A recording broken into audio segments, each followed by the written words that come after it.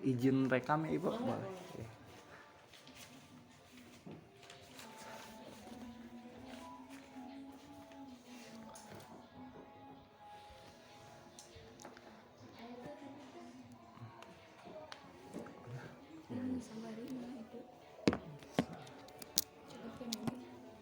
Maaf Bu.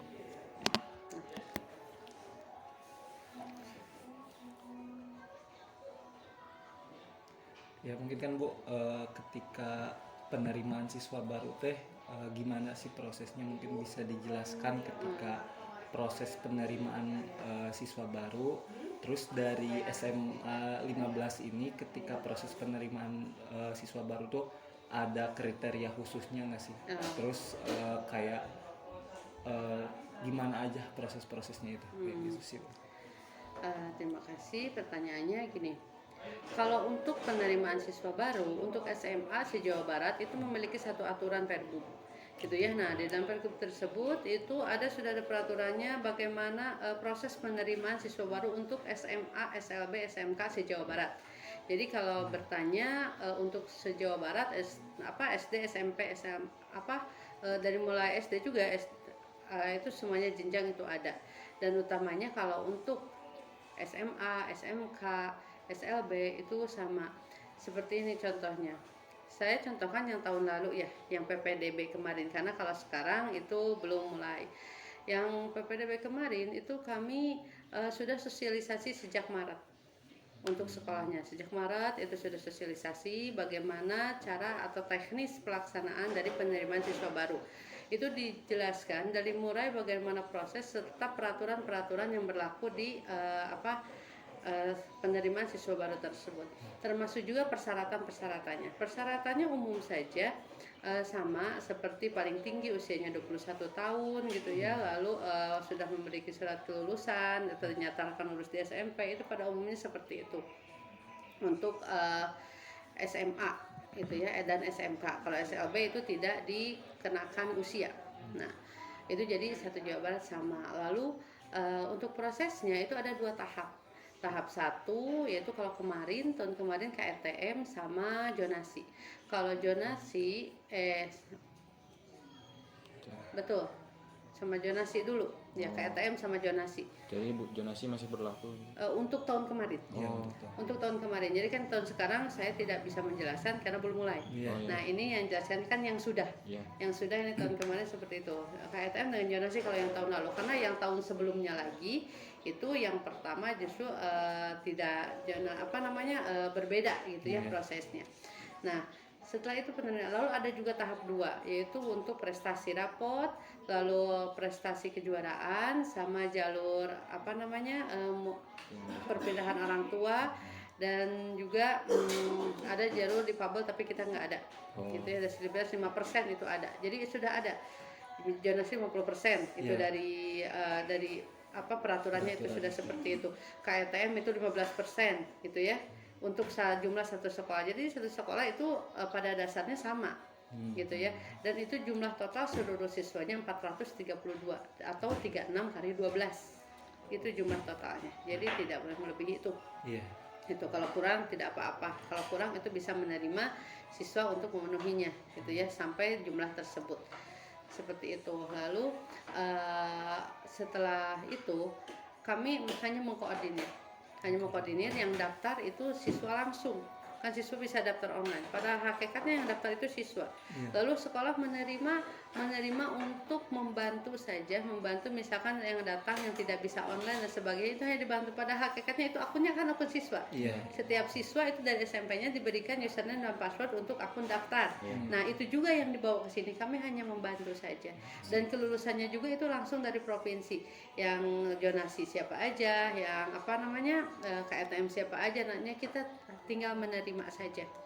Seperti itu. Lalu sudah menerima, sesudah batas PPDB-nya daftar ulangnya itu selesai, yang tidak daftar ulang berarti itu dihitungnya mengundurkan diri, gitu ya. Nah, seperti itu. Jadi yang fixnya jumlahnya di akhir PPDB itu barulah yang dihitung, yang dimasukkan ke absen, lalu kami bisa melaksanakan MPLS, proses pembelajaran gitu seperti pada umumnya.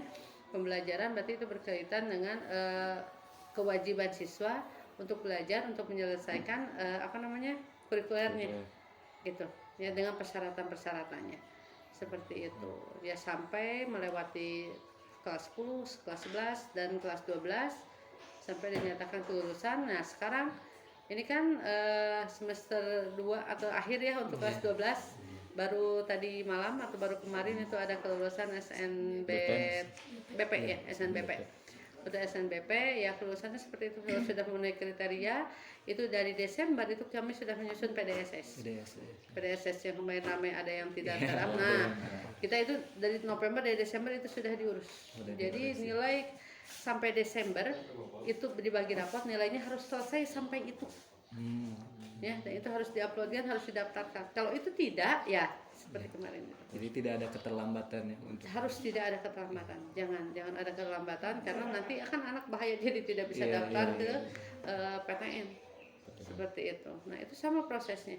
Walaupun nanti itu anak sudah lulus perguruan tinggi tapi belum ada kelulusan dari sekolah, karena kelulusan dari sekolah nanti 5 Mei. Gitu. Nah, itu prosesnya secara garis besar dari siswa awal dia daftar sampai lulus. Nah, untuk PPDB itu penerimaannya setiap tahun itu berubah. Yang Ibu jelaskan itu tahun kemarin. Tapi tahun sebelumnya itu berbeda peraturannya, dan tahun sekarang itu juga sudah berbeda lagi. Apalagi kalau tahun sekarang persentasenya juga berubah. Namanya berubah, persentasenya berubah. Kan kalau tahun sebelumnya 2 tahun lalu itu misalkan tahun kemarin yang pertama KTM Jonasi. Tapi yang tahun sebelumnya justru yang prestasi dan KTM yang didahulukan, zonasi di belakangkan. Yang 2023 2024 mungkin ya. Itu yang seperti itu. Lalu yang 2024 2025 zonasi didulukan.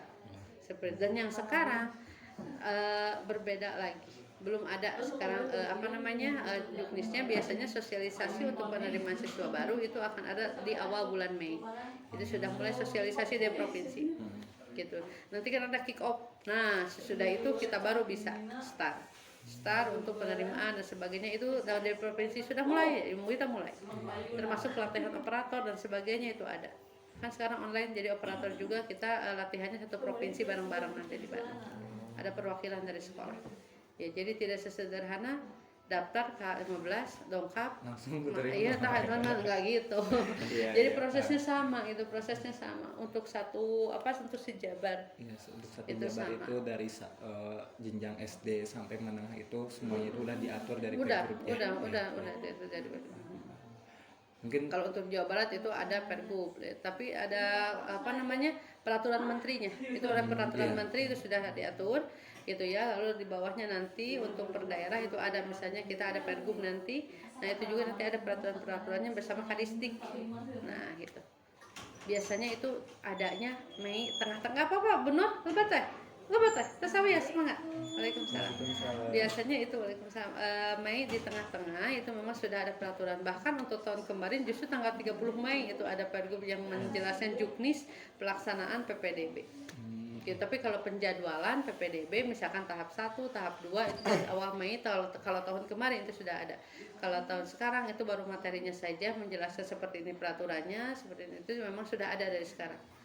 Kan penentuan zonasi itu juga dari Desember kemarin gitu untuk tahun ini teh. Walaupun kita sekarang peraturannya beda, sekarang nggak ada zonasi tapi ada domisili, persentasenya juga sekarang berubah untuk tahun ini. Tapi yang tahun sebelumnya tadi sudah dijelaskan seperti itu. Gitu tah. Kalau kriteria khusus nggak ada, ya kriteria khusus harus gini nggak. Jadi kami ikut itu aja, ikut peraturan dari provinsi saja seperti itu. Jadi memang karena kalau kami ini hanya pelaksana, jadi kami melaksanakan apa yang sudah ditetapkan sesuai dengan peraturan yang ada. Jadi harus seperti ini, jasa provinsi seperti ini untuk SMA, SMK dan SLB. Kalau pihak sekolah mah cuma menerima aja. Iya, menerima dan melaksanakan peraturan seperti ini. Oh, kalau ada panitia PPDB, ya itu fungsinya untuk membantu saja mengonlinekan ketika peserta sulit untuk mengonlinekannya. Karena apa kan ada pilihan 1, pilihan 2. Misalkan yang daftar pilihan 1, pilihannya 2-nya diisi, kan dia belum tentu keterima di SMA yang bersangkutan, walaupun yang daftar di sana nanti dia datanya juga ada. Misalkan di sini pilihan 2-nya misalkan 17. Kalau di sini nggak keterima, oh berarti data udah ada di Otomatis ada 17. di Kalau 17. di 17-nya nggak penuh. Iya. Tapi kalau di 17-nya penuh, misalkannya itu nanti jatuhnya ke swasta. Iya. Gitu. Jadi ketika ngisi itu harus hati-hati mana ya pilihan hiji, mana pilihan 2 kira-kira bakal masuk. Gitu ya. Itu dapat dilihat dari zona ini. Biasanya kalau SMA yang satu kecamatan itu biasanya penuh. Ya, penuh misalkan Cisurupan, Cikajang, Bayongbong itu biasanya penuh. Kalau Bayongbong sudah ada SMK. Kalau di sini kan di Garut Kota berapa SMA di sini? SMA yang besar juga udah 4, belum SMK yang besar juga udah 2. Ya persaingannya ketat di sini. Ya itu persaingannya ketat dengan sistem yang sama. Gitu. Mungkin tadi Bu sempat menyinggung tentang MOPD ya, masa orientasi siswa. Iya. Mungkin untuk kegiatan masa orientasi siswanya itu kayak apa, terus tujuan dari SMA 15 buat ngadain orientasi itu apa, lalu gimana untuk memastikan bahwa masa orientasi siswa itu berhasil gitu kayak Iya. gitu. MOPD atau MPLS sekarang disebutnya itu memang sudah terjadwal ketika PPDB jadwalnya ada. Iya. Jadi PPDB tahap 2 berdaftar ulang tanggal segini. Iya. Itu sudah ada. MPLS misalkan tanggal 15, 16, 17. Itu sudah seperti itu. Dan itu harus dilaksanakan. Dan itu peraturannya, jadwalnya, materinya semuanya dikasih dari provinsi. Jadi kita tinggal melaksanakan dengan disesuaikan keadaan sekolah. Misalnya, kalau memungkinkan di kelas ya di kelas. Kalau mengharuskan di aula ya di aula. Karena pembukaan MPLS itu biasanya daring. Sudah 2 tahun pembukaan MPLS daring. Jadi kita nobar bareng-bareng. Gitu ya, untuk satu angkatan itu. Nah, dan itu biasanya dilakukan di aula. Dan itu kalau waktunya itu tidak masalah, itu boleh ditambah gitu ya, asal jangan kurang. Boleh materinya juga ditambah sesuai dengan kebutuhan, tetapi yang materi dari provinsi itu memang harus ada. Karena yang dari provinsi pun seperti ini. Misalnya narasumbernya kurikulum. Oh berarti nanti harus menjelaskan kurikulum yang dipakai di SMA yang bersangkutan. Misalkan SMA 11 kan kurikulumnya Merdeka. Nah harus menjelaskan itu. Salah satu contohnya. Lalu saya misalkan di kesiswaan itu narasumbernya jam ini harus dari kesiswaan dari provinsi itu. Nah menjelaskannya berarti saya tentang peraturan tata tertib yang ada di SMA 15 kepada siswa. Gitu. Lalu juga yang pertama itu biasanya kepala sekolah.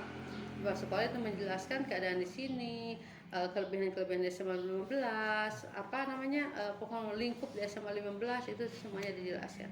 Ada juga bekerja sama dengan pihak-pihak lain, itu jadwalnya sudah ada di provinsi. Kemarin anti maksiat ada dari sini dan dari KCD, dari kejaksaan juga masuk, atau mungkin dari kepolisian untuk pendidikan anti korupsi.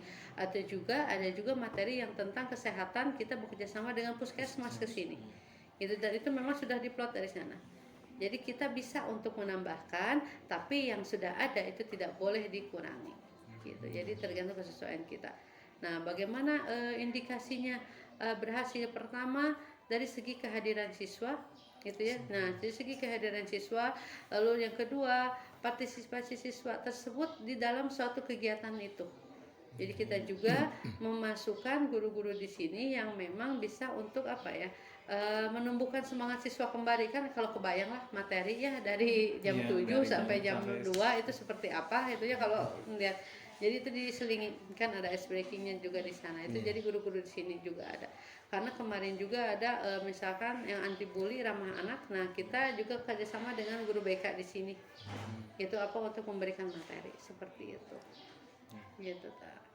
Jadi lihat anak antusias, lihat anak partisipasi di semua kegiatan aktif. Lalu kan sekarang mau usung dokumentasi ya. Nah jadi dokumentasi tersebut itu memang benar-benar itu terlaksana di sana. Misalnya anti bully, ketika itu anak diminta untuk berpendapat gitu ya, harus seperti apa kampanye anti bully misalkan, apa yang akan kamu lakukan, itu dituliskan di kertas sticky note seperti itu, lalu ditempel dan itu didokumentasikan. Lalu ada juga pernyataan anti bully lewat video dan sebagainya, itu juga didokumentasikan. Rata-rata kalau mau lihat insya Allah masih ada di web sekolah SMA 15 untuk kegiatan-kegiatan tersebut ya, untuk MPLS dan seperti itu juga ada. oh seperti ini nih ada. Karena itu juga kan kita ada monep juga dari pengawas, dan itu untuk mengontrol ini semuanya sesuai dengan jadwal dari provinsi tidak. Nah pelaksanaannya ini seperti apa ini sudah sesuai, ini semuanya sudah dilaksanakan materi-materinya. Oh ya, ada juga bekerja sama dengan MUI, yaitu Ustadz ke sekolah untuk memberikan pembinaan di dalam MPLS tersebut, itu selalu ada tiap tahun gitu ya. Jadi padat sekali MPLS sekarang itu ya, semacam seminar yang tidak hanya mengenalkan sekolah saja, tetapi juga memberikan wawasan-wawasan ilmu-ilmu baru kepada siswa mengenai hal-hal yang memang harus dia mengerti. Kan SMA itu gerbang menuju ya anak remaja akhir ya.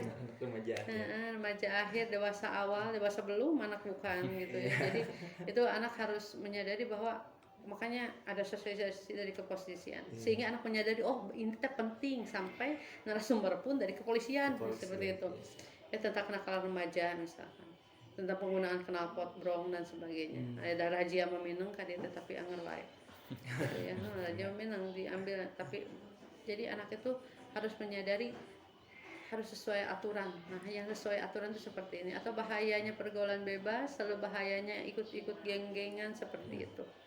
Walaupun dalam proses pembelajaran dan dalam proses pembinaan SMA 15 itu memang sudah bekerja sama dengan Babinsa, Babin Kaptipnas setempat untuk menjadi pembina upacara 1 bulan 1 kali untuk mengenai pembinaan siswa di upacara, bahwa untuk ikhtiar untuk mencegah supaya siswa tersebut di dalam proses pembelajarannya ini tidak dicemari dengan misalkan hal-hal yang negatif. Contohnya ada yang masuk geng, atau pergaulan bebas, atau tindakan kriminalitas, atau narkoba itu. Sama BNN juga misalkan dalam jangka waktu 6 bulan itu ada beberapa kali yang menjadi pembina upacara untuk mengadakan pembinaan langsung pada siswa. Ada kuku rumah berenanda tukang nama matahan, siswa terjadi asa aneh. Ketika ada orang baru yang memang di bidangnya, oh iya betapa pentingnya ini gitu ya. Dan guru juga diberikan keterampilan untuk untuk mengenali misalkan ciri-ciri orang yang mengguna dan sebagainya untuk narkoba, atau untuk kenakalan remaja. Itu juga guru diberikan seminar. Misalkan seminarnya dilaksanakan di kejaksaan, itu untuk guru juga. Jadi tidak hanya siswanya saja, tapi guru juga sudah ada yang memang perwakilan itu dari kita ke BNN setiap bulan gitu ya. Untuk setiap bulannya itu kalau tidak salah satu semester mungkin sekitar 3 atau 4 kali guru datang untuk seminar di BNN, dan juga mengaplikasikannya atau mengimplementasikannya di sekolah apa yang diketahui di BNN tersebut. Gitu. Kalau SMA mah harus ada duta SSK, harus ada duta anti narkoba. Seperti itu. Soalnya kan harus anak penuh dengan kesiapan gitu menghadapi masa depan mungkin gitu. Ibu, untuk yang selanjutnya dalam penentuan jurusan atau kelas, apakah siswa itu diberikan kebebasan untuk memilih jurusan atau direkomendasikan langsung dari pihak sekolah? Kalau untuk menentukan sekarang di kurikulum Merdeka tidak ada jurusan. Sekarang di kurikulum Merdeka itu ada sistemnya paket. Sistemnya paket menyesuaikan dengan minat siswa dan juga keadaan guru. Oh, masih udah paket itu sih? Iya, udah paket. Udah dari tahun kemarin, sekarang 2 tahun. 2 tahun sekarang. Jadi yang kelas 12 yang sekarang mau lulus sama yang kelas 11 itu sudah mulai paket. Gitu ya. Pertama itu kalau minat jelas, karena pada waktu kelas 10 itu kita melaksanakan psikotes. Melaksanakan psikotes untuk melihat ini anak condongnya kemana. Nah, hasil psikotes tersebut dibagikan kepada anak supaya anak tahu ini kamu condongnya ke sini nih. Lalu kita mendorong anak untuk memang sesuai dengan minat dan bakatnya. Seperti itu. Dan dengan cara seperti itulah untuk kelas 11-nya dimasukkan ke dalam paket-paket tersebut, karena kalau kelas 10 umum. Semua pelajaran diberikan. Nah, untuk paket-paketnya seperti itu. Misalkan paket 1 di kita ada paket A, paket B, paket C. Kalau paket C itu rata-rata pelajaran IPS semua. Kalau paket A pelajaran IPA. Kalau paket B itu pelajaran IPA tapi di sana ada ekonominya atau ada sosiologinya seperti itu. Nah, atau ada geografinya seperti itu. Ya kalau paket B itu. Dan di kelas 12 juga sama. Kalau untuk tahun ini naik ke kelas 12 pasti sama. Gitu ya. Tapi nanti kalau untuk kelas 10 sekarang ke kelas 11 itu nanti kita menyesuaikan dengan keadaan guru juga, karena di setiap sekolah jumlah gurunya itu tidak sama. Iya. Misalkan jumlah guru matematikanya atau jumlah guru jurusan lah, itu ya, matematika, fisika, kimia itu ada. Bahkan ada di salah satu SMA tidak ada guru kimia. Itu seperti itu kan. Kita juga pihak sekolah terikat peraturan tidak boleh menerima honorer, walaupun jadi harus memaksimalkan GTK yang ada seperti itu. Jadi itu yang kami maksimalkan, dan itu perintah dari atasan itu ya, sesuai dengan peraturannya sekarang seperti itu. Jadi kita melaksanakan seperti, jadi kita mengoptimalkan apa sistem paket itu menjadi salah satu solusi supaya siswa terpenuhi minat dan bakatnya, guru juga sama bisa melaksanakan kewajibannya untuk mengajar gitu ya.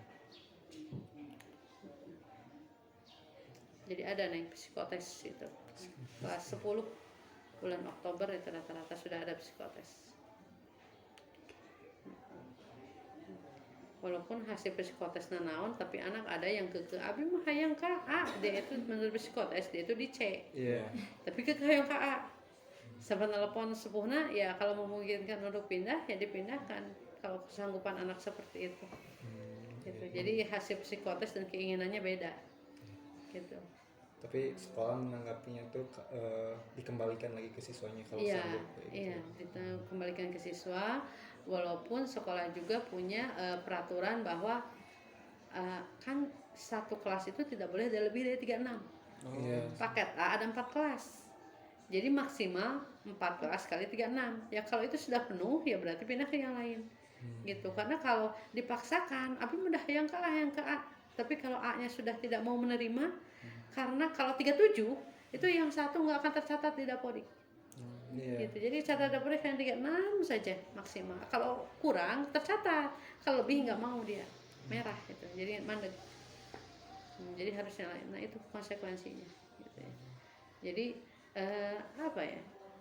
memang mengutamakan minat bakat siswa, tapi sekolah juga bukan mempunyai peraturan, dikenai peraturan, karena peraturannya harus 36 itu untuk setiap sekolah itu maksimalnya, berarti tidak boleh lebih dari itu. Gitu. Terus kan ketika kan mungkin sekolah tuh pasti memfasilitasi minat bakat ya tadi. Terus mungkin kayak ke ekstrakurikuler dan sebagainya. Nah, cara atau sekolah memfasilitasi dengan ekstrakurikulernya itu gimana sih, Bu? Ketika PPDB itu ketika kelulusan itu ada beberapa form di sana. Yang pertama form data siswa untuk Dapodik. Dan yang kedua form untuk BK. Dan form untuk BK itu adalah keadaan anak. Lalu dan di sana juga disertakan ekskur yang diminati. Gitu. Lalu yang ketiga itu adalah form tata tertib yang merupakan kesepakatan kesepakatan orang tua dengan pihak sekolah. Masuk ke SMA 15 mah ini peraturannya. Iya, ada. Mau nggak gitu ya. Kalau mau nanti harus taat, orang tua juga harus kerjasama dengan sekolah supaya pola asuh di sekolah dengan pola asuh di rumah itu sama untuk anak. Seperti itu, dan itu juga ada perlindungannya berupa izin orang tua. Karena kan sekarang kita tidak bisa misalkan melakukan sesuatu pada anak tanpa izin orang tua, kan pelanggaran gitu. Karena anak kan belum cakap hukum. Oleh sebab itu ada kesepakatan antara orang tua dengan sekolah. Nah, anak itu harus seperti ini. Misalkan nggak boleh rambut panjang untuk SMA, itu yang nggak boleh bermakeup dan sebagainya. Oh, Bu, saya setuju, mangga tak wis. Nah, itu juga untuk bahwa kita itu sudah menegakkan peraturan ini memang sudah dengan izin orang tua. Seperti itu.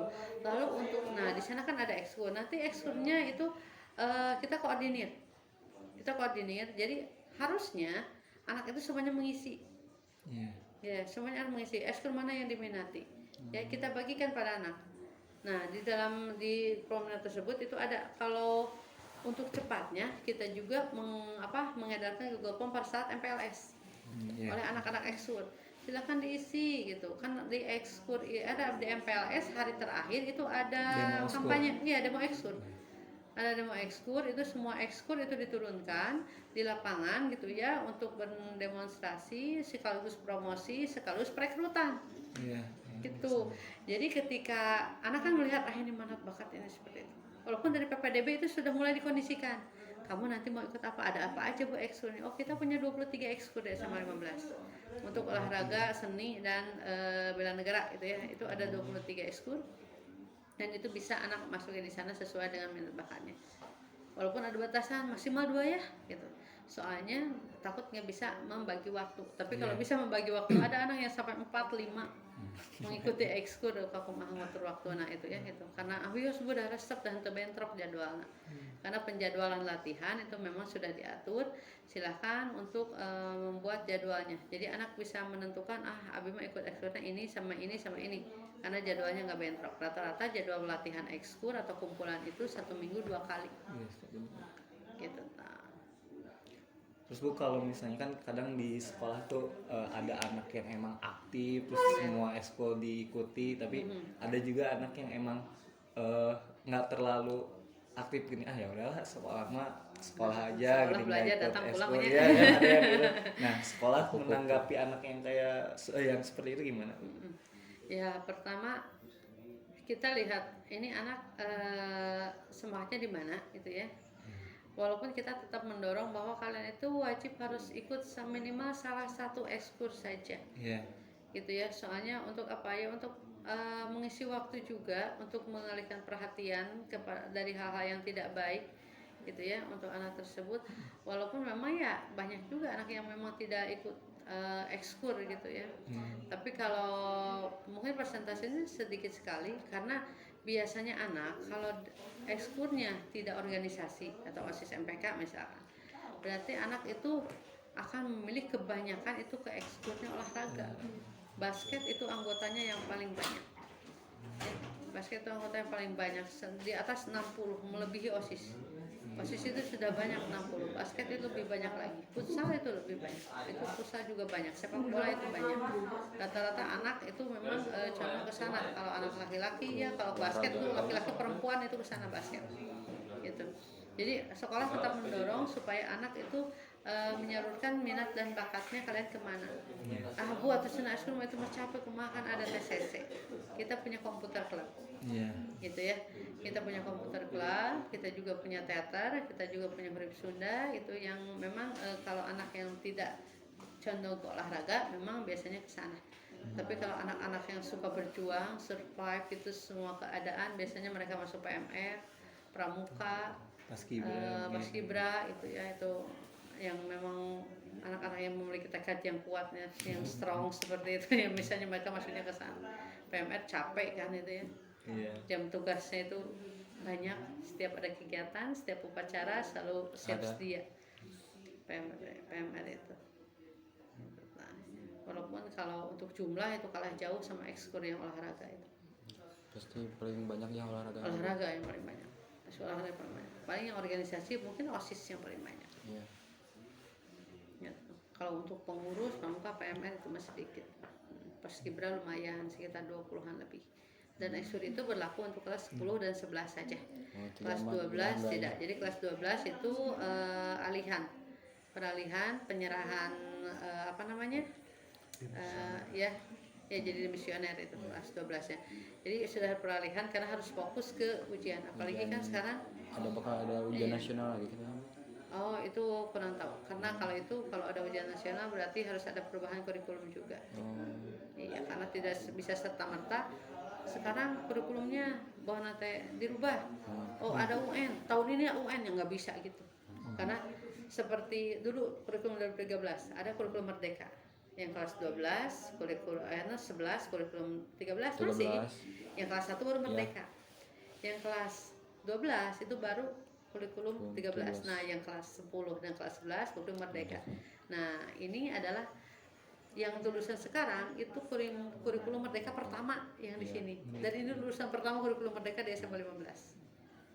Jadi itu bertahap. Jadi tidak bisa sekarang ganti semuanya, nggak bisa seperti. Jadi yang sudah diselesaikan. Gitu, jadi nggak mungkin di-cut di tengah. Nggak mungkin karena ya peraturannya berubah dari segi ijazah dan sebagainya kan beda pisan, pisan dari ijazah, rapot juga kan beda. Gitu ya. Jadi tidak bisa kalau ada UN dan sebagainya ya, kami seperti tadi dijelaskan, kita ini sekolah pihak yang pelaksana peraturan-peraturan kebijakan-kebijakan yang memang dibuat oleh pemerintah seperti itu, baik pemerintah pusat maupun pemerintah daerah provinsi.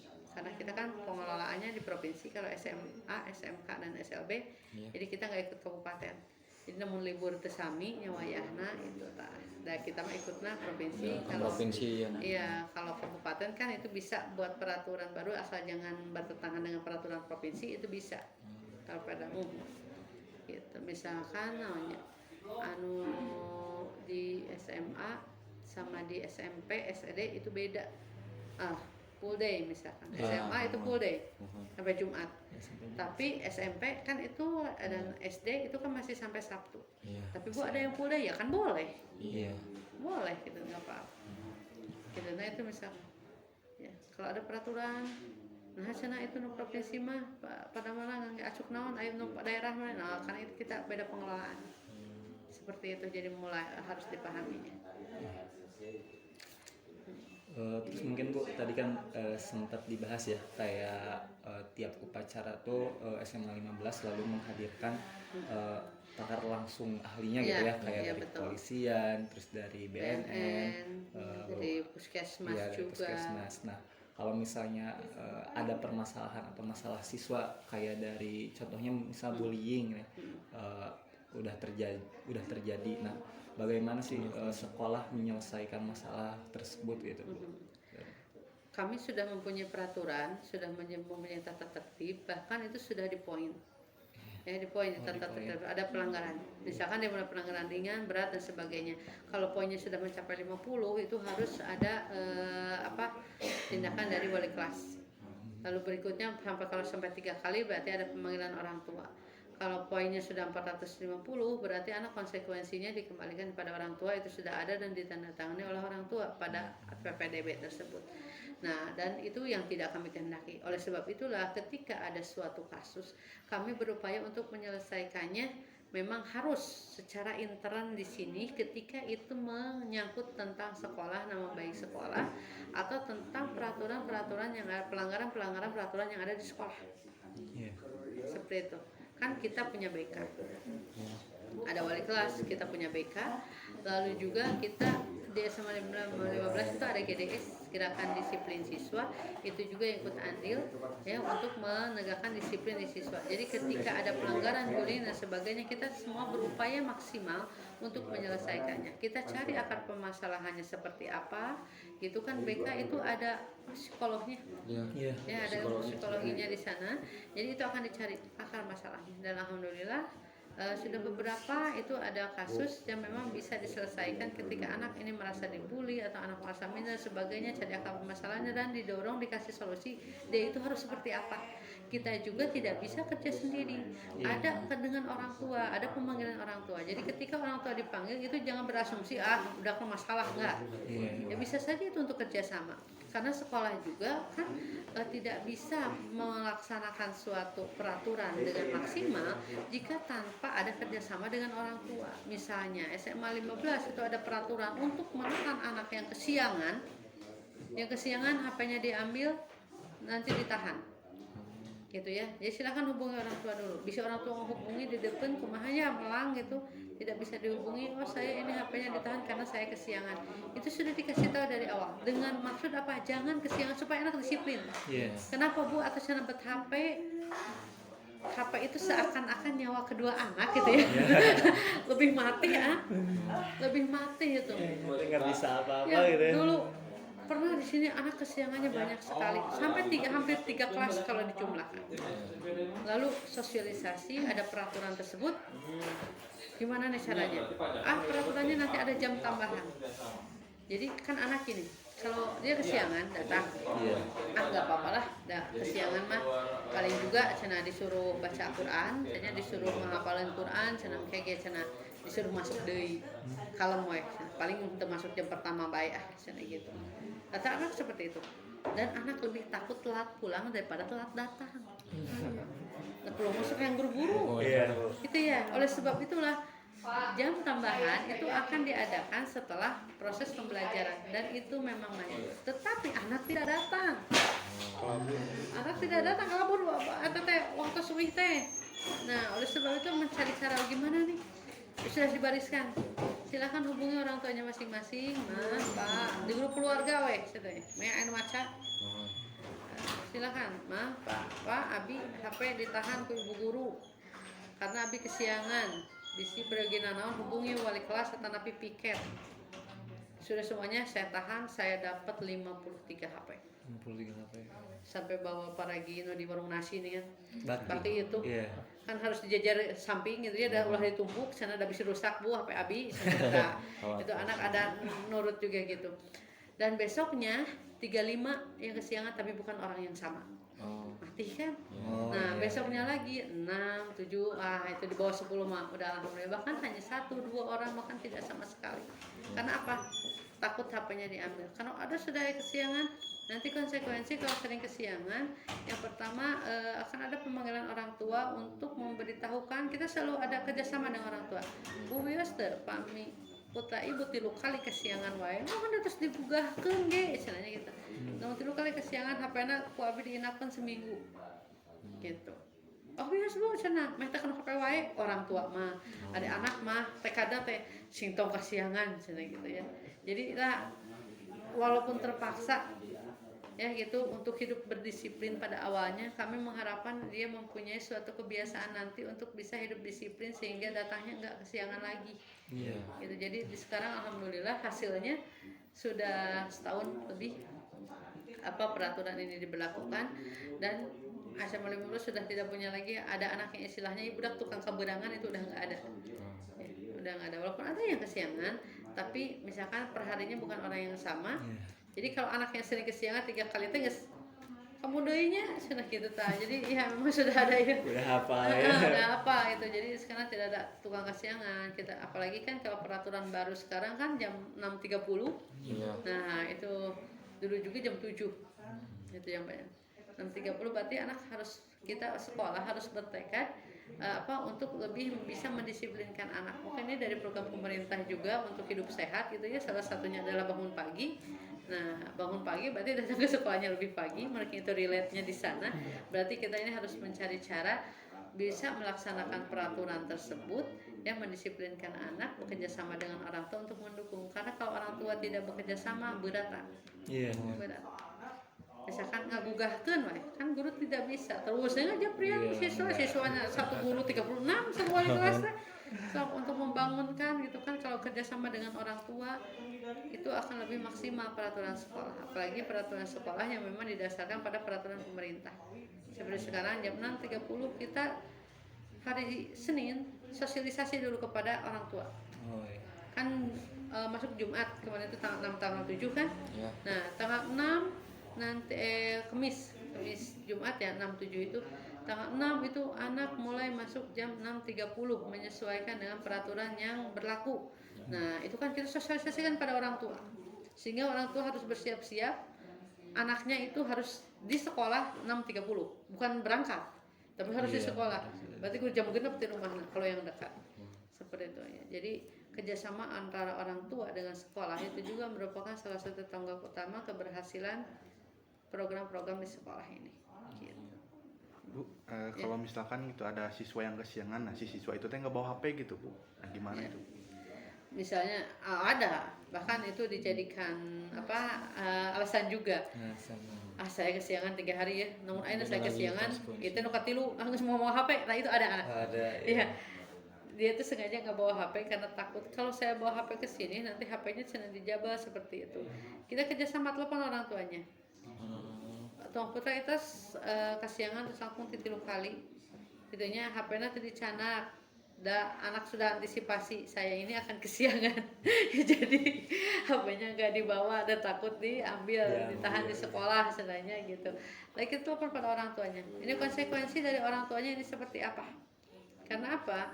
Karena Bu, suatu sekolah terlihat bagus itu ketika anak-anaknya terlihat hasil oleh orang luar. Gitu ya. Kan ada sekolah yang memang jelek ketika itu diakibatkan oleh perbuatan oknum-oknum dari siswanya. Sama iya terjemahan budakna di warung ngararokok misalkan. Anak ini SMA mana ada mau ngasih ASI be? SMA anu, SMK anu, SMA anu seperti itu. Nah, demikian juga kita jelaskan pada orang tua, peraturan ini pertama bukan maksud ingin menahan HP anak, tidak, dan ditahan yang tadi pemeriksaan, gitu ya. Ditahan HP anak tidak diperiksaan, anak itu kunci, bahkan kunci na oge meni pakurawat. Saya pernah lihat anak muka kunci. Kan saya nggak dikasih dulu itu nggak dikasih nama HP-nya teh, dikumpulkan. Ketika ada anak yang bisa buka kunci berarti itu pemiliknya. Ada anak yang sampai gini, kamu apa eta? Apa bu? Sana itu. Astagfirullah. Pokoknya pakurawat bakal mau kabayang eta kunci ya. Gitu ya, iPass gitu teh. Kalau sekarang sudah dikasih nama. Nah, tidak ada maksud untuk itu, tapi maksudnya supaya tolong anaknya jangan kesiangan lagi untuk meningkatkan disiplin. Karena hasil dari luar itu sekarang sudah mulai terlihat. Anak SMA 15 jam 7 sudah tidak ada di bawah. Sudah tidak ada di bawah. Seperti itu. Karena kalau masih ada di bawah kan itu masyarakat bawah gimana? Sana iya terdisiplin sekolah anak. Ya yang budak nang geus ada bu enak tah itu kan ada penilaian. Karena hasilnya itulah yang kami inginkan. Gitu, oleh sebab itu ada di sini beberapa program untuk apa? Untuk supaya anaknya itu di dunia luar itu terlihat ada hasil. Misalnya ada anak yang sosialisasi ke SD itu ada ekskur hukum dan HAM, Forum Kesadaran Hukum dan Hak Asasi Manusia, itu mereka sukanya sosialisasi ke SD, memperkenalkan SMA 15 juga untuk sosialisasi kesadaran akan peraturan kepada anak-anak SD. Bu, ke SMP mah kita belum berani, tapi ke SD kita berani, ke SD Paminggir, sebenarnya ke SD Genta Masekdas itu untuk apa?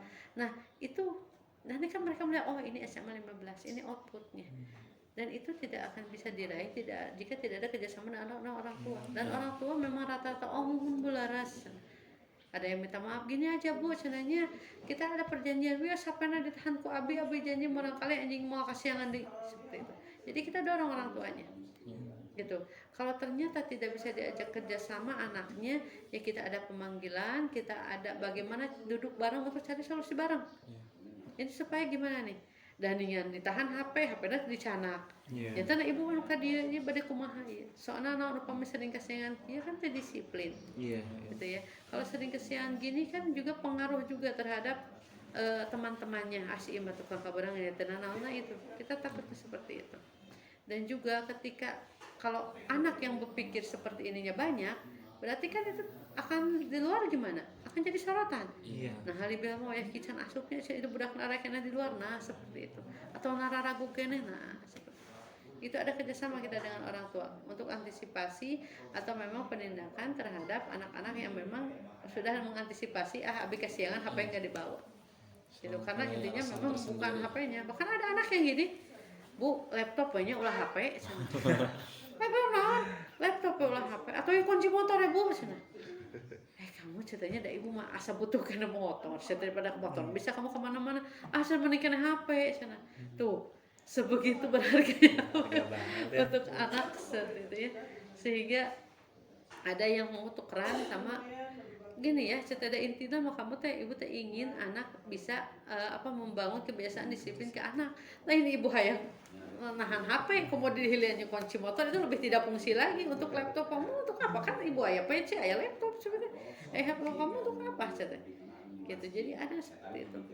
Jadi itulah salah satu hal yang pilih HP supaya anak ya kena terpaksa untuk berdisiplin gitu ya. Apa kita usaha dulu. Harapannya nanti anak akan jadi kebiasaan, oh saya teh harus bangun pagi untuk membangun kesadaran. Karena kan kalau penindakan fisik itu tidak mungkin, dan memang di SMA 15 tidak ada yang penindakan fisik seperti itu ya. Penindakan fisik tidak mungkin. Lalu dengan kata-kata yang kasar juga itu lebih tidak mendidik lagi gitu ya. Lalu bagaimana solusinya? Kita ada konsekuensi seperti ini. Jadi sebenarnya bukan hukuman, tapi konsekuensi. Kita memberikan sosialisasi di awal, jangan kesiangan ya. Kalau kesiangan nanti HP-nya ditahan, kalian ikut jam tambahan. Sesudah ikut jam tambahan, HP dikasihkan kembali ketika kalian waktunya akan pulang. Jadi anak itu sudah tahu, oh saya nang kesiangan, konsekuensinya ikut jam tambahan. Jadi HP-nya ditahan heula. Soalnya nang tadi ditahan HP, anak langsung pulang, nggak datang jam tambahan. Gitu. Jadi kita beri konsekuensi di awal. Ini bukan hukuman. Untuk apa? Untuk membangun kesadaran. Dan itulah yang paling sulit di dunia pendidikan sekarang, untuk membangun kesadaran anak itu memang paling sulit sekali. Jadi anak itu harus sadar akan hak dan kewajibannya, itu memang paling sulit. Nah, hese pisan gitu ya. Ketika mau anak bangun pagi itu nggak perlu sekolah itu ya, jadi dia mau bangun pagi. Jadi inginnya anak, saya teh harus ke sekolah teh masuknya jam 6:30, berarti saya harus berangkat jam 6. Tak ingin anak punya kesadaran seperti itu. Salah satu caranya, dan kita guru-guru sedang mengupayakan bagaimana supaya untuk membangun kesadaran tersebut. Jadi tidak hanya akan bangun pagi saja, ini contohnya ya yang paling urgen yang waktu itu contohnya. Di sini juga banyak, misalkan menjaga lingkungan atau kebersihan sekolah, itu juga kan harus kesadaran. Di sini penjaga sekolah banyak, ada 7, tapi kan warganya ada 1.200 untuk siswa ngumpul.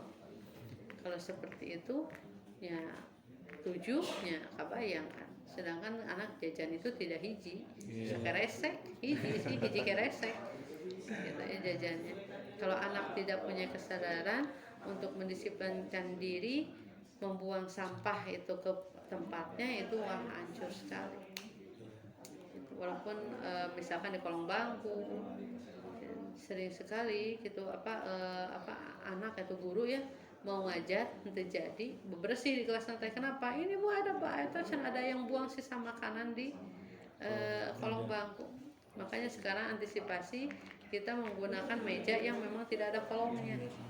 Jadi dengan ada santelan digigit. Seperti itu. Ada? Seperti itu ya. Jadi itu banyak sekali upaya untuk membangun bagaimana supaya anak ini bisa berdisiplin dalam proses pembelajarannya ya, untuk menunjang pendidikan juga kan itu pembelajarannya jadi tidak jalan ketika jadi bebersih di kelas atau ke kelasnya masih kotor, belum disapu, bahkan yang piket ada. Jadi guru tenungan usah sapu heula. Dan soalnya kan ngajar gitu nyaman. Iya betul. Air untah di depan mah tuh. Jadi seperti itu. Jadi ingin anak punya kesadaran itu sangat sulit sekali. Ya, untuk kesadaran akan kebersihan lingkungan, kesadaran berangkat sekolah, kesadaran akan belajar dan tugas-tugas dia sebagai pelajar itu juga sulit. Contohnya tugas telat atau tidak mengerjakan tugas, atau ini kamu belum mengumpulkan tugas, itu kudu tatagi ku guru sehingga guru yang ingin, sehingga guru yang butuh, itu juga sama. Itu juga anak harus kita juga harus berupaya bagaimana anak untuk mempunyai atau membangun kesadaran anak akan kewajibannya, itu merupakan PR besar untuk kami guru-guru gitu ya. Karena kan kalau punya kesadaran nanti hasilnya akan didapat ketika anak sudah kuliah, sudah kerja. Di sekolah ayah BK, di SMP, SMA, ayah di kuliah ada nggak ada los gitu ya. Jadi memang kalau tidak ada, misalkan sosial aja, sosial nih mahasiswa tidak ada kesadaran harus menyelesaikan tugas-tugas dan sebagainya, mau jadi apa? Mau bagaimana nanti? Anak SMA ayahnya BK udah menghubungi orang tua. Itu kan kuliah mau punten mata kuliah saya itu terbat lo mau aya paling kayak kieu imah kurang 75% tuh bisa ijuyan. Ulang paling gitu. Ya kan? Kalau tidak dibangun kesadaran dari awal, itu ya sekolah SMA itu latihan ya. Ya, latihan gitu. Saya sering bentar.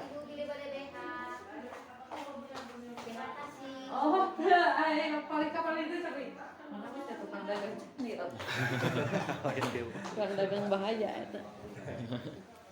Nah itu jadi kami guru-guru sering memberikan nasihat kepada siswa. SMA itu latihan hidup, ketika kalian bisa untuk mencari solusi, untuk menangani, untuk bertanggung jawab terhadap yang ada sekarang, misalkan tugas, pembelajaran dan sebagainya, itu kalian latihan. Nanti kalian sudah tamat SMA, masuk ke dunia kerja atau ke perkuliahan, kalian sudah siap. Saya harus bagaimana, lain nanti kumaha nanti, tapi nanti kumaha sekarang. Jadi sudah terencana. Kan sekarang juga pemerintah ada SSK, Sekolah Siaga Kependudukan, untuk membentuk genre nih kan, generasi terencana. Nah, genre itu kan program PKKBN. Itu untuk apa? Supaya anak SMP, SMA itu menjadi generasi terencana. Anak SMA itu untuk kumaha engke. SMP, SMA itu untuk kumaha engke. Tapi engke kumaha ayeuna supaya bisa membangun target dirinya nanti akan jadi apa dan harus bagaimana. Itu dari mulai SMP supaya anak juga sadar akan keadaan lingkungannya. Jadi sudah banyak upaya dari pemerintah untuk membangun kesadaran siswa. Gitu ya. Nah, kan itu di genre itu berhubung BKKBN itu diberikan nanti masa depan seperti ini. Yang siap itu nikah itu tidak hanya modal cinta sana ya. Ada 10 sana. Itu harus apa? Pertama mental, finansial, lalu kesadaran lingkungan. Kalau punya rumah itu kan tidak hanya rumah saja, tapi bagaimana cara pengolahan rumah tersebut. Itu semuanya dijelaskan sampai sebegitunya. Apalagi dari kesehatan reproduksi dan sebagainya, itu dari kenakalan remaja, itu ada semuanya dalam program SSK tersebut. Dan itu kita berikan kepada siswa. Karena apa? Karena anak SMA itu kan merasa saya mau besar, gitu ya, so dewasa gitu ya. Ya karena merasa saya dari tingkatan seragam kan dia yang paling tinggi kan ya anak SMA itu, gitu sudah merasa seperti itu, sudah mulai sulit. Nah, oleh sebab itulah kita arahkan, silahkan kamu hidup dengan zamannya kamu. Nah, tapi coba kamu nanti akan dihadapi seperti ini, kamu harus bagaimana? Nah, itu ya. Makanya cita-cita itu penting. Jadi cita-cita tersebut akan bisa dibentuk suatu rencana. Oh, nanti kita ini harus bagaimana? Jadi tidak semua Abi mah mau kuliah, apakah dia tidak seorang generasi terencana? Dia seorang generasi terencana. Jika dia seperti ini, saya mah nanti nggak kuliah, tapi saya nanti mau kerja, saya mau seperti ini. Nah, itu dia terencana juga. Itu kalian terencana juga hidupnya. Henteu kumaha brehna weh tatu kitu. Nah, untuk kumaha brehna, tapi dia terencana, dia merencanakan hidupnya akan seperti ini. Berarti itu akan usaha, akan fokus nanti dia di sana. Gitu ya. Juga sekarang dikenal harus ada plan A, plan B, plan C, itu betul. Supaya apa? Berhubung ibu guru PKN, manusia Pancasila itu kan dia pantang putus asa kan? Iya, pantang putus asa berarti kalau gagal bangkit. Entah gagal cerik di juru gitu, enggak seperti itu. Tapi gagal bangkit. Kita harus terus, karena kan secara kegagalan ada keberhasilan yang tertunda. Iya, kegagalan itu ada hikmahnya nanti supaya kita jangan gagal lagi untuk meraih seperti itu. Apalagi sebagai umat Islam itu kita dilarang untuk putus asa. Jadi kan kita dilarang untuk putus asa karena rahmat Allah itu banyak. Allah itu besar gitu. Itu yang harus ditekankan kepada siswa, karena siswa IQ-nya bisa tinggi, tapi SQ-nya spiritual quantity, emosional EQ-nya, emosional quantity-nya itu belum tentu tinggi juga. Ada anak yang memang pintar, kumaha, tapi ketika ada hasil yang tidak sesuai harapan, anak itu bisa down begitu saja. Misalkan apabila ngikah hiji jadi ngikah tilu, segala terdunia runtuh. Ada anak yang ada untuk tingkat SMA. Kenapa saya seperti ini? Kenapa? Berarti emosional dan spiritualnya itu kurang baik. Intelijensinya baik, emosional dan spiritualnya tidak baik, gitu ya. Walaupun kalau ibu di kelas itu sering memberikan pada anak, kalian itu emosional, spiritual itu harus jadi dasar. Iya, bukan intelijensi bisa diusahakan. Emosional, spiritual itu harus diutamakan karena itu akan buat kalian kuat. Jepang intelijensinya nggak ada yang meragukan, bagus. Emosional, spiritualnya gagal, bunuh diri, gitu kan. Lain bangkit lagi, gitu. Lain bangkit lagi, bunuh diri, merasa gagal, jadi manusia. Nah, kan kita nggak ada seperti itu, nggak ada istilah putus asa. Bangkit lagi, usaha lagi. Ada yang lebih baik berada di sana, gitu. Iya bu, iya. Nah itu rata-rata. Jadi ketika anak itu itu harus bisa siap menghadapi semua kemungkinan yang memang akan terjadi dalam hidupnya. Jadi ketika jangan membuat jadi anak gampang down aja lah. Itu memang yang paling sulit. Mungkin ini Bu tentang tadi yang UN gitu kan, mungkin sekarang mah belum ada atau nggak ada lagi. Nah mungkin dari saya tersendiri untuk program UNT untuk sekolah tuh mempersiapkan bagaimana gitu, sekolah tuh mempersiapkan bahwa si siswa ini harus siap untuk UN kan. Mungkin dari saya tersendiri pas SMP mungkin ya Bu, itu teh kayak masuk jam 6 misalkan Bu. Nah itu teh buat tambahan program tuh. Nah mungkin kalau dari sekolah ini tersendiri gitu Bu, apakah ada program khusus untuk bisa membantu siswa agar lebih siap gitu, atau kan ada tryout gitu Bu? Kalau untuk tryout ada, gitu ya.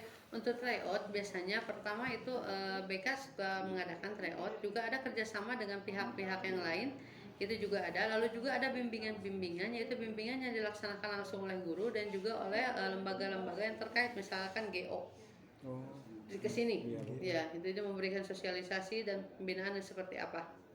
Lalu juga kalau apa namanya, kita juga ada sosialisasi di perguruan tinggi, dan itu juga bisa untuk membangun motivasi siswa. Oh saya mah ingin ke sini, jadi dia nanti akan ada bimbingan khusus kepada guru BK-nya. Bu saya ingin ke sini, berarti saya harus seperti apa? Oh harus nanti dibimbing dia untuk melaksanakan ujiannya, gitu ya. Nah kalau untuk kalau dulu kan ada tryout itu dulu zaman UN. Ya, kalau sekarang juga ada tryout seperti itu untuk latihan-latihan. Misalkan sekarang banyaknya tryout untuk masuk ke PT, itu untuk masuk ke PTN. Sekarang banyaknya tryout seperti itu untuk persiapan masuk ke PTN, bahkan untuk ke UTBK seperti itu tryoutnya. Karena di sekolah itu ada ujian US namanya, kalau sekarang PSAJ, itu ya, penilaian akhir jenjang, penilaian semester akhir jenjang itu, penilaian sumatif akhir jenjang, itu ya. Nah itu PSAJ itu harus dilaksanakan oleh siswa, gitu ya. Sebagai apa? Sebagai syarat kelulusan nanti. Masa anak 3 tahun gak ada ujian? Jadi, nah soal PSAJ tersebut itu soalnya terdiri dari kelas 10, kelas 11, dan kelas 12 seperti itu, gitu ya. Dan untuk mempersiapkan PSAJ itu juga ada persiapan juga di sekolah, gitu ya. Misalkan memberikan bimbingan pada siswa dengan guru mapelnya masing-masing seperti itu. Walaupun kan sekarang siswa juga terbagi, mereka juga dari BK juga ada pengarahan untuk ikut tryout ke PTN juga mereka juga bisa ikut tryout yang diadakan berbagai lembaga untuk persiapan sesuai dengan minat dan bakatnya dia itu ingin kemana sih, gitu ya. Jadi tidak bisa terkoordinir seperti dulu zaman FTF Tanas ibu mah SD SMP FTF Tanas, lalu SMA ibu UN. Nah itu kan dulu itu semua terorganisir, sesekolah untuk tryout, sesekolah itu untuk latihan dulu. Nah sekarang mah tidak seperti itu. Jadi untuk ujian sekolah kita dipersiapkannya intern, lalu untuk masuk ke PTN kita juga mempersiapkan sarana-sarana penunjangnya, baik bimbingan belajar yang dilakukan oleh guru yang bersangkutan di sini, atau yang dilakukan oleh lembaga terkait ke sini seperti bimbel-bimbel, gitu ya. Lalu juga ada sosialisasi juga, lalu juga ada bimbingan khusus dari BK. BK itu ada bimbingan khusus. Jadi anak itu satu-satu datang ke BK secara berkala, terjadwal, gitu ya. Untuk apa? Untuk bimbingan kamu masuk kemana, nah harus seperti ini teknisnya, seperti itu.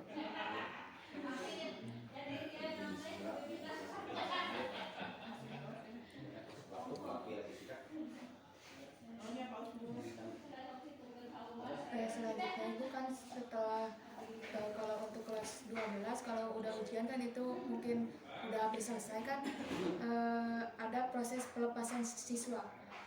Jadi bagaimana proses pelepasan siswa kelas akhir dilakukan, apa sih makna dari acara pelepasan tersebut?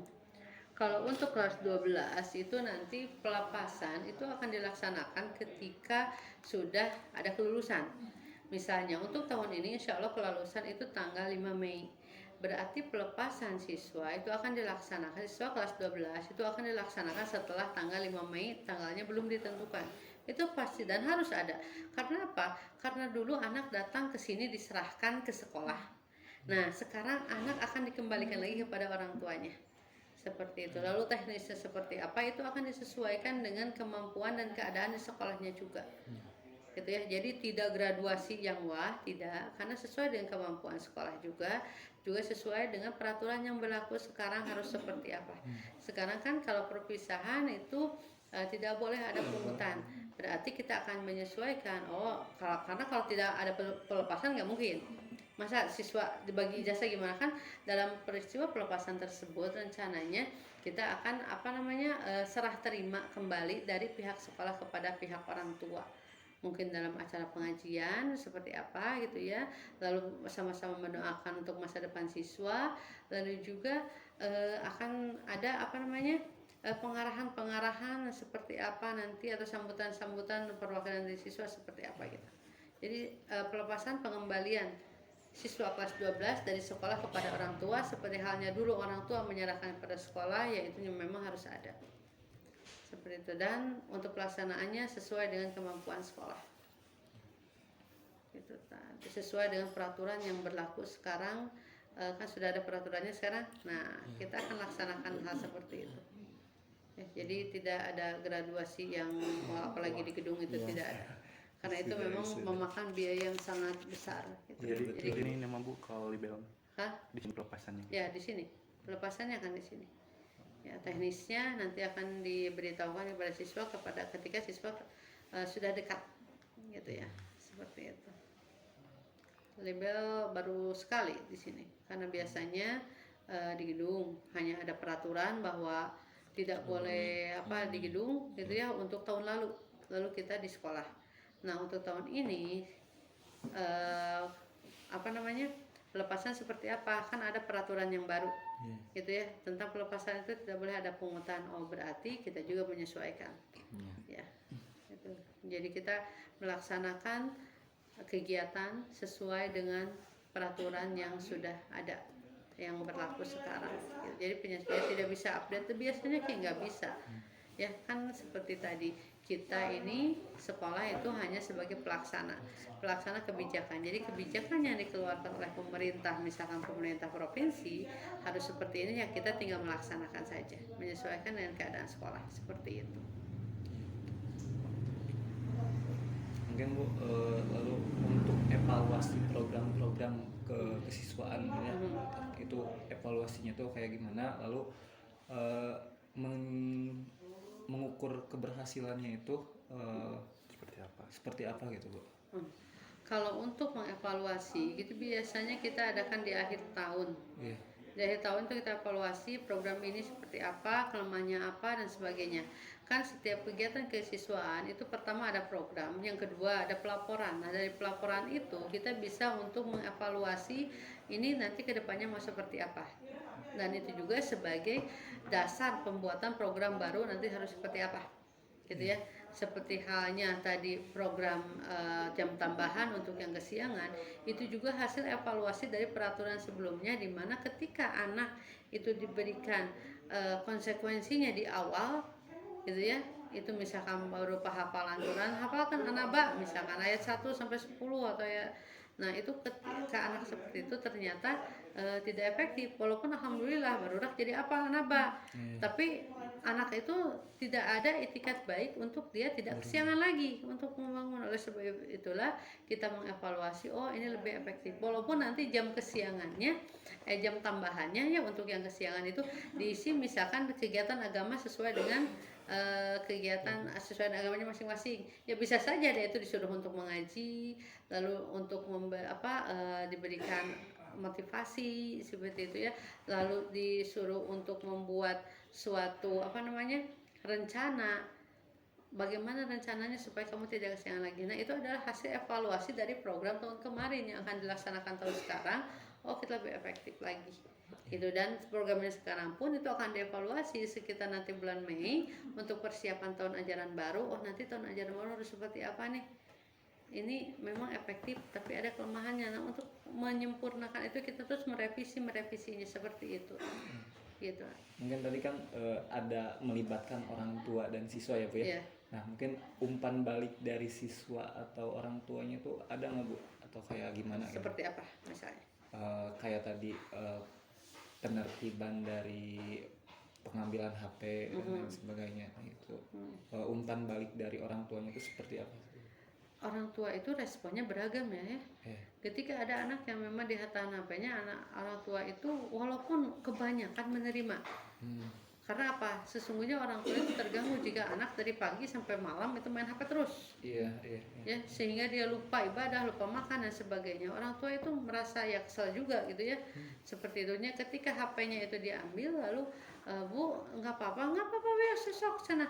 supaya demi anak supaya berdisiplin mah saya ikut aja dengan peraturan sekolah. Rata-rata anak seperti itu mendukung. Orang tua seperti itu, rata-rata orang tua mendukung.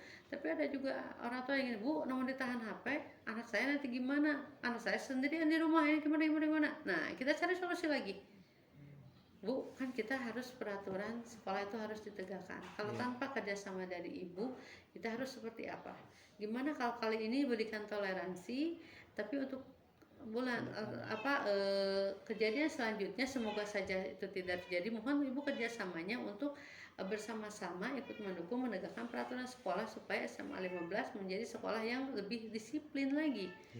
Seperti itu, dan mereka mau gitu ya, walaupun memang harus ada penjelasan dari awal. Oleh sebab itulah sebelum ada suatu kebijakan kita selalu sosialisasi, dan PPDB pada saat daftar ulang itu menjadi tonggak awal untuk apa? Untuk sosialisasi. Waalaikumsalam kepada siswa ayat nih, untuk sosialisasi kepada orang tua siswa. Nah Bu, diawasilah ulah bakal ditawis tapi peraturan dari SMA 15 teh aya 4 bab disitunya, 4 bab seperti itu. Jadi dari kertas lembar ini, nah jadi dilipat dibagi 3 seperti ini, itu ada di belakangnya peraturan, di depannya itu poin. Ketika ada melakukan suatu pelanggaran, bisa kesiangan 10 tanda tangan oleh siswa dan piket misalkan, atau oleh tim BDS. Nah di belakangnya itu ada peraturan, dan itu tolong dibaca seperti gitu. Baca dulu sebelum ditandatangani. Oh iya, misalnya apa aja, oh ini boleh, ini boleh, seperti itu. Itu. Mungkin terakhir ya Bu ya. Ya. Buat kesimpulan mungkin harapan dari Ibu ya selaku kesiswaan ya, untuk harapan kedepannya seperti apa, apalagi kan untuk kurikulum sekarang bakal berubah lagi gitu ya.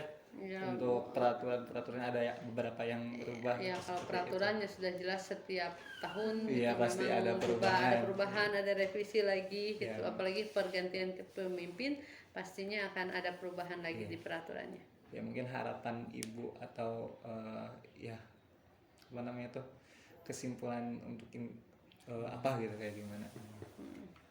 Ya kesimpulannya kalau untuk di SMA 15 sendiri, semoga dengan semua peraturan yang dibuat yang mengupayakan untuk membangun kesadaran akan kedisiplinan siswa, supaya siswa menyadari akan hak dan kewajibannya sebagai siswa, supaya siswa menyadari mempunyai kesadaran juga akan pentingnya pembelajaran gitu ya, lalu pentingnya menjaga nama baik begitu. Nah itu demi kehidupannya itu semoga saja bisa terus dijalankan dan menuai keberhasilan yang baik juga. Seperti itu. Dan juga mengenai antisipasi pergantian peraturan, kami hanya tinggal melaksanakan dan akan berusaha untuk melaksanakannya dengan penuh tanggung jawab untuk semua warga sekolah.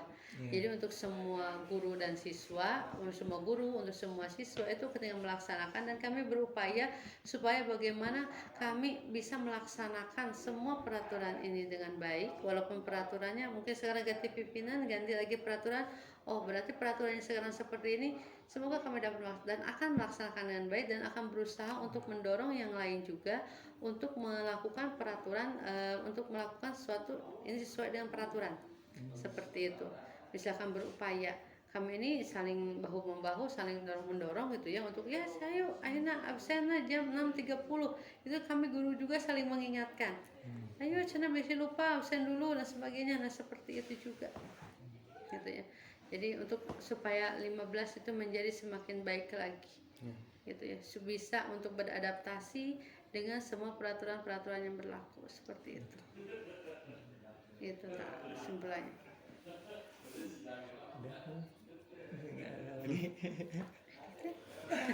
Ya mungkin itu sih Bu, kurang lebihnya. Mungkin sebelumnya kita dari mahasiswa IT dari program pendidikan teknologi informasi mungkin mengucapkan terima kasih untuk waktunya, terus mohon maaf mungkin bila mengganggu waktunya gitu ya Bu ya. Ya, jadi Ibu juga semoga berhasil untuk segala kegiatannya, diberikan kelancaran dan perlindungan dari Allah Subhanahu wa taala, dan mohon maaf jika ada salah kata atau yang tersinggung gitu ya. Yang salahnya itu dari saya, yang benarnya itu milik Allah. Seperti itu, mohon maaf sekali itu oleh beliau ada kata-kata yang kurang berkenan seperti itu. Terima kasih juga.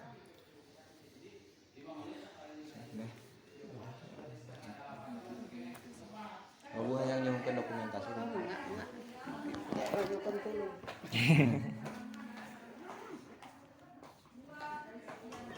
Kerekam dulu.